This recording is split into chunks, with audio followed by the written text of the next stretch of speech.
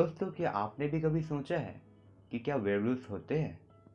और अगर होते हैं तो हमारे बीच एग्जिस्ट कैसे करते हैं? आज की ये कहानी एक ऐसे ही वेयरवुल्फ और उसकी फैमिली के बारे में। तो बिना समय बर्बाद किए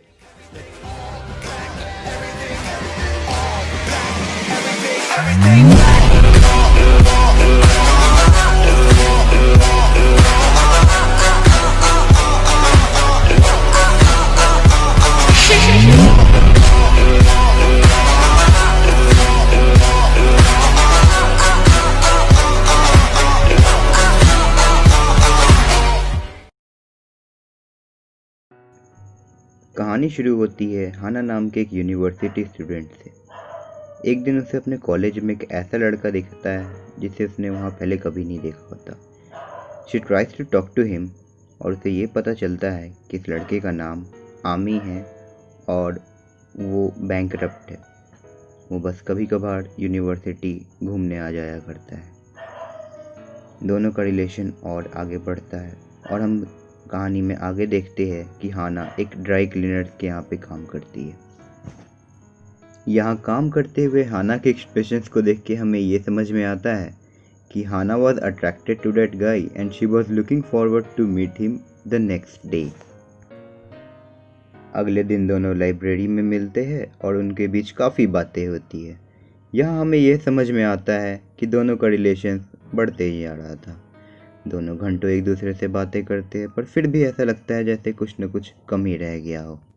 उनकी बातें आगे बढ़ती है और आमी एक सीक्रेट रिवील करने की बात हाना से करता है। आगे आमी ये रिवील करता है कि वो एक वेयरवुल्फ है और वो अपनी इस एबिलिटी के कारण जब चाहे तब एक भेड़िए के रूप में खुद को ट्रांसफॉर्म कर सकता है। उसके ये रिवील करने के बाद भी हाना उसे एज इट इज़ एक्सेप्ट कर लेती है और हम दोनों को कहानी में आगे इंटीमेट होते देखते हैं। यहाँ से सीन शिफ्ट होता है और हम देखते हैं अब दोनों साथ रहने लगे हैं, साथ में ग्रोसरी शॉपिंग करते हैं, खूब सी बातें करते हैं और एक लविंग हस्बैंड एंड वाइफ का रिलेशन है उनके बीच। धीरे धीरे समय बढ़ता है और दोनों साथ में अपना टाइम एंजॉय कर ही रहे होते हैं जब एक दिन उन्हें एक सरप्राइज़ मिलता है।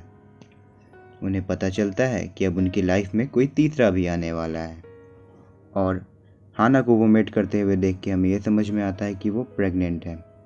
कहानी में आगे हमें हाना का बेबी बम्प दिखाया जाता है और हमें ये पता चलता है कि वो बच्चे खुद ही डिलीवर करती है क्योंकि वो श्योर नहीं होती है कि बच्चे इंसान होंगे या वुल्फ। कहानी आगे बढ़ती है और हमें पता चलता है कि उनके लाइफ में एक चौथा मेंबर भी आने वाला है। इसी बीच उनके लाइफ में एक ट्रेजेडी घटती है और हमें पता चलता है कि आमी को हंटर्स ने मार गिराया है। हाना के ऊपर तो जैसे मुश्किलों का पहाड़ ही गिर पड़ा था। उसे अपने दोनों बच्चों को संभालना था और खुद को भी। ऐसे इंसिडेंट के बाद उसके पास आमी के याद के तौर पर सिर्फ उसका एक आइडेंटिटी कार्ड रह जाता है। वो दिन रात उसके बारे में सोचती रहती है और अपने बच्चों को एक सही लाइफ कैसे दे इसको लेकर हमेशा टेंशन में रहती है। उसके बच्चे कभी अपने आप ही ट्रांसफॉर्म हो जाते थे और उनका अपने ऊपर काबू नहीं था, इसलिए उन्हें बाहर भेजना एक रिस्क था। हाना की बेटी यूकी बहुत शरारती होती है और हमेशा कुछ न कुछ मुश्किलें उसके लिए पैदा करती ही रहती है। कहानी में हम आगे देखते हैं कि कैसे हाना अपने दोनों बच्चों के साथ अपनी लाइफ को जैसे तैसे आगे बढ़ा रही होती है, कुछ पैसों के बल पर जो मरते वक्त उसे आमी के पॉकेट से मिले थे। दोनों बच्चों का अभी भी अपने ट्रांसफॉर्म होने पर कोई काबू नहीं रहता है और इसका अंदाज़ा हम एक सीन देख के लगा सकते हैं जिसमें वो लोग पूरे घर को तहस नहस कर देती है जब हाना सिर्फ थोड़ी देर के लिए बाहर गई हुई होती है। अंदर का सीन देखकर हाना परेशान हो जाती है पर अब वो कर भी क्या सकती है। यहाँ से सीन शिफ्ट होता है और हम देखते हैं कि चाइल्ड केयर वाले हाना के दरवाजे पर आ धमकते हैं क्योंकि उनके हिसाब से हाना ने अपने बच्चों को वैक्सीन नहीं दिलवाई होती है। हाना को यह समझ में आने लगता है कि सिटी में अपने बच्चों को रेस करना एक काफ़ी रिस्की टास्क होने वाला है, इसलिए वो कंट्री साइड शिफ्ट होने का डिसीजन ले लेती है। कंट्री साइड शिफ्ट होते हुए उसे कई घर दिखाए जाते हैं पर उसे फिर एक ऐसा घर पसंद आता है जो बहुत ही रिमोट इलाके में होता है। उस घर की हालत एक खंडहर जैसी होती है और हमें ये पता चलता है कि वहाँ बहुत मरम्मत की ज़रूरत पड़ने वाली है। हाना इन मरम्मत के कामों में लग जाती है और फाइनली उस घर को थोड़ा बेटर बना पाती है। इस काम को करते हुए उसके हाथ में कई चोट भी आती है, पर वो इन सब पे ध्यान नहीं देती है। कहानी में हम आगे देखते हैं कि तीनों उस नए जगह पे खुद को एंजॉय करने लगते हैं और खुशी के पल उनके लाइफ में वापस आते हैं। तीनों रात में डिनर करते हैं और डिसाइड करते हैं कि अगले दिन उन्हें क्या करना है। हाना डिसाइड्स कि वो वहीं पे अपने फल खुद ही उगाएगी ताकि उसे शहर बार बार ना जाना पड़े। वहीं दूसरी तरफ यूकी उसे यह नई मिली हुई आज़ादी का भरपूर फ़ायदा उठा रही होती है। हम आगे ये देखते हैं कि अपने पूरे एफर्ट्स डालने के बाद भी हाना के फल अच्छे नहीं उग रहे होते हैं, इसीलिए वो एक पड़ोसी से हेल्प मांगती है।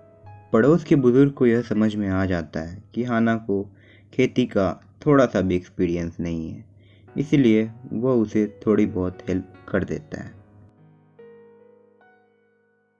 आगे हम देखते हैं कि यूकी हाना से स्कूल जाने की जिद करने लगती है, लेकिन क्योंकि उसका कोई कंट्रोल नहीं होता है अपनी ट्रांसफॉर्मिंग पावर पे, मानने से सीधा सीधा मना कर देती है, जिससे कि यूकी रोने लगती है। यहाँ से कहानी आगे बढ़ती है और हम देखते हैं कि हाना की खेती सही रही थी और उसने बहुत सारे आलू भी उगाए। इसके लिए वो अपने पड़ोसी को शुक्रिया कहती है। यहाँ से सीन विंटर सीजन की तरफ शिफ्ट होता है और हम ये देखते हैं कि अपने पहले शिकार को पकड़ने के दौरान हाना का बेटा आमी नदी में गिर जाता है। उसे बचाने के चक्कर में यूकी भी बुरी तरह थक जाती है और हाना वहीं बैठकर रोने लगती है।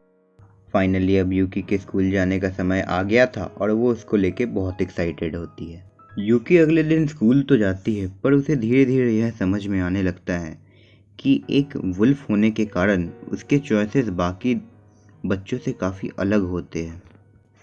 वहीं दूसरी तरफ हम देखते हैं कि हाना को एक वाइल्ड लाइफ कंजर्वेशन एजेंसी में काम मिल जाता है और वह वहाँ एक केज्ड भेड़िए को देखती है।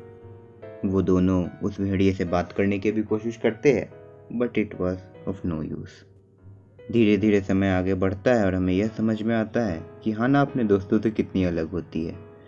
वह अपने दोस्तों को अपनी स्केलेटन की कलेक्शन दिखा के डरा देती है, जबकि उसके दोस्त ज्वेलरी की कलेक्शन करते हैं। इसको लेके वो अपनी मम्मी से भी बात करती है कि मुझे एक इंसान बनना है। आगे हम देखते हैं कि हाना अब धीरे धीरे इंसानों के बीच घुलने मिलने की कोशिश करने लगती है और धीरे धीरे वो समय भी आ जाता है जब आमी को स्कूल जाना होता है। अगले दिन यूके के क्लास में एक नया ट्रांसफर स्टूडेंट आता है जिसका नाम होता है सोहे। सोहे यूकी से कुत्तों जैसी स्मेल आने की बात करता है, जिससे इरिटेट होकर यूकी उससे दूर जाने लगती है, लेकिन सोहे उसका पीछा करता है और आखिर में इरिटेट होकर यूकी अपना काबू खो देती है और उसे पंजे से चोट पहुंचा देती है। इसके लिए फिर यूकी के पेरेंट्स को वहां बुलाया जाता है और हाना यह देख के शॉक में होती है। आगे हम देखते हैं कि यूकी रोने लगती है और हाना से अपने किए के लिए माफ़ी मांगने लगती है। इसके बाद यूकी कई दिनों तक शॉक में रहती है और स्कूल जाना बंद कर देती है। इसी बीच सोहे उसके लिए होमवर्क लेके आया करता था और उससे मिलने की भी कोशिश करता था, पर वो मना कर देती थी। अगले दिन दोनों मिलते हैं और सोहे उसे अपने किए के लिए माफ़ी मांगता है। यूकी की लाइफ वापस ऑन ट्रैक आने लगी थी। इसको देखकर हाना काफ़ी खुश होती है और वापस गार्डनिंग में लग जाती है। कहानी आगे बढ़ती है और हम देखते हैं कि आमी अपने टीचर से मिलवाने की बात हाना से करता है। हाना उसके साथ जंगल में आती है और वो देखती है कि आमी का टीचर और कोई नहीं बल्कि एक लोमड़ी था, यानी कि वह लोमड़ी आमी को जंगल के तौर तरीके और वहाँ के रहन सहन के तरीके सिखा रहा था। ये देख के हाना को काफ़ी खुशी मिलती है और वो उसके लिए उसका शुक्रिया करती है। मूवी धीरे धीरे आगे बढ़ती है और हम देखते हैं कि अब आमी को वाइल्ड में रहना ज़्यादा पसंद आने लगा था। वो जंगल में घूमता है और उसे वहाँ के रहन सहन के तरीके और ज़्यादा पसंद आने लगते हैं। अगले दिन हम देखते हैं दोनों भाई बहन का टेबल पे एक आर्ग्यूमेंट शुरू हो जाता है। एक को इंसानों के तौर तरीके ज़्यादा पसंद आते हैं तो एक को जंगल के। इनका कॉन्फ्लिक्ट इतना ज़्यादा बढ़ जाता है कि दोनों मारपीट पे उतारू हो जाते हैं। हाना कितनी भी कोशिश करे दोनों को रोक नहीं पाती है और इनकी मारपीट तब ख़त्म होती है जब यूकी भागकर बाथरूम में छुप जाती है और वहीं आमी जंगल में चला जाता है। हाना उसे रोकने की कोशिश करती है पर ऐसा करने में अनसक्सेसफुल रहती है। जंगल में जाने के बाद आमी को यह पता चलता है कि अब उसका दोस्त लोमड़ी इस दुनिया में नहीं रहा। अगले दिन वो अपनी माँ को कन्फ्रंट करता है और उनसे ये बात शेयर करता है। यहाँ से सीन अगले दिन की तरफ शिफ्ट हो जाता है जब हम देखते हैं कि मौसम बहुत ख़राब होने लगा है। यूकी की स्कूल की छुट्टी आ जाती है और सभी बच्चे अपने पेरेंट्स के साथ उनके घर जाने लगते हैं। हाना भी बाकी पेरेंट्स की तरह यूकी को लेने स्कूल की तरफ बढ़ती है, पर तभी वह देखती है कि आमी जंगल में अकेले जा रहा है। वो उसे रोकने की बहुत कोशिश करती है और उसका पीछा भी करती है, पर फिर भी आमी का उसे कोई पता नहीं चलता है। यहाँ से सीन दोबारा स्कूल की तरफ शिफ्ट होता है जहाँ हम देखते हैं कि यूकी के दोस्त धीरे धीरे घर चले जा रहे हैं। यहाँ पे उसकी बेस्ट फ्रेंड भी अपने पिता के साथ वापस चली जाती है, लेकिन हाना का कोई पता नहीं होता है। हाना वहीं दूसरी तरफ जंगल में आमी को खोजते खोजते परेशान हो रही होती है। एक झाड़ियों की आवाज़ सुनकर उसे ऐसा लगता है जैसे आमी दिख गया। यहाँ पे हम ये देखते हैं कि यूकी अकेले ही बची है कुछ और बच्चों के साथ। यहाँ पे सीन शिफ्ट होता है और हम देखते हैं कि हाना जंगल में एक जगह बैठी होती है। तभी उसे वहाँ एक भालू दिखता है।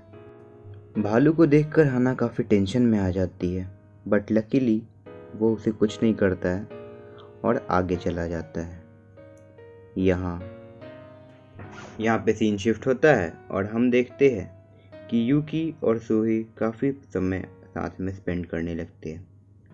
दोनों के पेरेंट्स ही उन्हें लेने नहीं आए थे और यहाँ सोही रिवील करता है कि उसकी माँ ने दूसरी शादी कर ली और उन्हें अब सोहे से कोई मतलब नहीं है। उन्हें मतलब है तो सिर्फ अपने दूसरे बच्चे से। यहाँ पे उसकी ये हालत देखते हुए यूकी भी अपनी वेयरवुल्फ होने का राज उसके सामने पहली बार खोलती है, जिसे देखकर सरप्राइज होने की बजाय सोही कहता है कि वो यह बात पहले से ही जानता था। वही पहाड़ में हाना का पैर फिसलता है और वो बेहोश हो जाती है। बेहोशी में उसे एक विजन दिखता है जहां आमी उसे ऐसे बीच में छोड़ जाने के लिए उससे माफ़ी मांगता है। आगे हम देखते हैं कि आमी उसे वापस जंगलों से लेकर आता है और उसे वहाँ पार्किंग लॉट में छोड़कर वापस उसी डायरेक्शन में मुड़ जाता है। हाना उसे रोकने की कोशिश करती है, पर आमी यह बोलता है कि यही उसकी लाइफ है।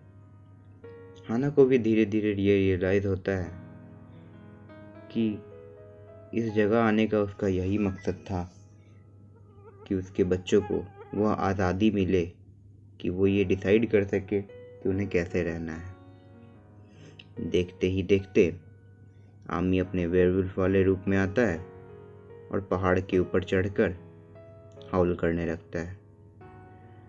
हाना यह सब देखकर कहीं ना कहीं सेटिस्फाइड होती है और उसे लगता है कि शायद यही सही है।